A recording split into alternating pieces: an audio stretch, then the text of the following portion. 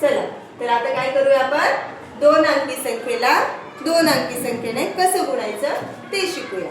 ठीक आहे. आपण शिकलो की नाही दोन अंकी संख्येला एक अंकी संख्येने कसं गुणायचं. इथे जर 25 गुणिले 5 असेल तर आपण काय करायचो. कितीचा पाढा म्हणायचो.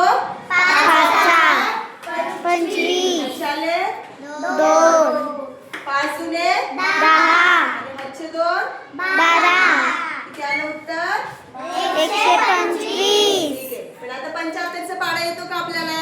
नाही. मग आपण काय करूया हा गुणाकार कसा करायचा सोप्या पद्धतीनं ते बघूया. आता यामध्ये एकक कोण आहे. 5 हे तर माहिती की नाही आपल्याला 25 75 वेळा घ्यायचे तर 25 गुणिले 75 म्हणजे काय 25 ची 75 पट. मग काय करायचं हे 5 एकक येतात. एककाने आधी 25 ला गुणायचं. काय करायचं 25 एककाने. ठीक आहे. आता काय करूया हा 5 नी आधी ह्या एककाच्या घरातल्या 5 ला गुणूया. काय करूया हे माहिती तुम्हाला हा एकक आहे. हा दशक आहे. काय आहे इकडे कोण असतो इकडे हजार. आता बघा 5 25 काय लिहू 5 काय लिहू 5 हातचा कुठे लिहायचा डोक्यावरती 2च्या डोक्यावरती. आता आपण एककाला गुणलं 5 ह्या 5 नी परत दशकाला गुणायचं. 5 दुने 10 पंचे 10. इकडून गुणलं तरी तेच उत्तर येतं इकडून गुणलं तरी तेच उत्तर येतं. शिकलो की नाही आपण 5 दुने 10 आणि हातचे आले 2 12. आता आपलं हे कशाचं उत्तर झालं 25 गुणिले 5 झालं. कशाचं झालं 25 गुणिले 5 आता आपल्याला परत दशकाने गुणायचं म्हणजे आपलं पूर्ण उत्तर येईल. कुणी गुणायचं दशकाने आता किती दशक आहे तिथं 7 आता इथून उत्तर सुरू करायचं नाही.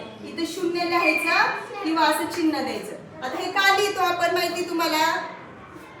हा किती आहे 7 हे घर कशाचं आहे दशकाचं म्हणजेच इथे 70 असतात. माहिती की नाही 7 हो. दशक म्हणजे किती 70 70.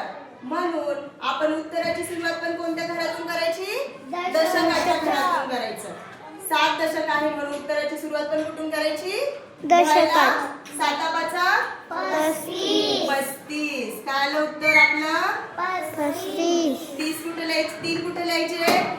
आता हातचा आपण मोजला होता की नाही याला कट करून टाकायचं. काय करायचं कट करून आता शतकाच्या घरामध्ये हातचा बघा 7 35 एककाला गुणलं की नाही. आता ह्या 7 दशकांनी कुणाला गुणायचं ह्या 2 दशकाला. 7 दुने 10 7 दुने 14 आणि 3 18 14 आणि 3 किती 15 16 आणि 17. आपल्याला इकडे आणखी एक घर लावायचं. आता काय करायचं उत्तर किती संख्या आले आपलं 2 संख्येमध्ये आलं. उत्तर आपल्याला एका संख्येमध्ये करायचं की नाही. काय करायचं बेरीज करायची याची. 5 0 5 आणि 2 7 5 आणि 2 7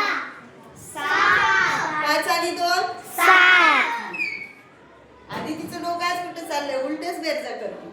7 आणि 1 8 आणि हा आला 1 किती आलं उत्तर आपलं 1875 किंवा 1875. आता फक्त इथं शून्य लिहायचं कधी पण. इथं जर शून्य नाही लिहिलं तर आपलं उत्तर चुकेल की नाही. हो तो काय येतो शून्य कारण आपण दशकाने गुणतोय. हा इथे शून्य येतो कारण आपण दशकाने गुणले. म्हणजेच हा 70 आहे की नाही. हा 70 नी 5 ला गुणला आपण. काय केलं किती उत्तर येत आपण शिकलो होतो.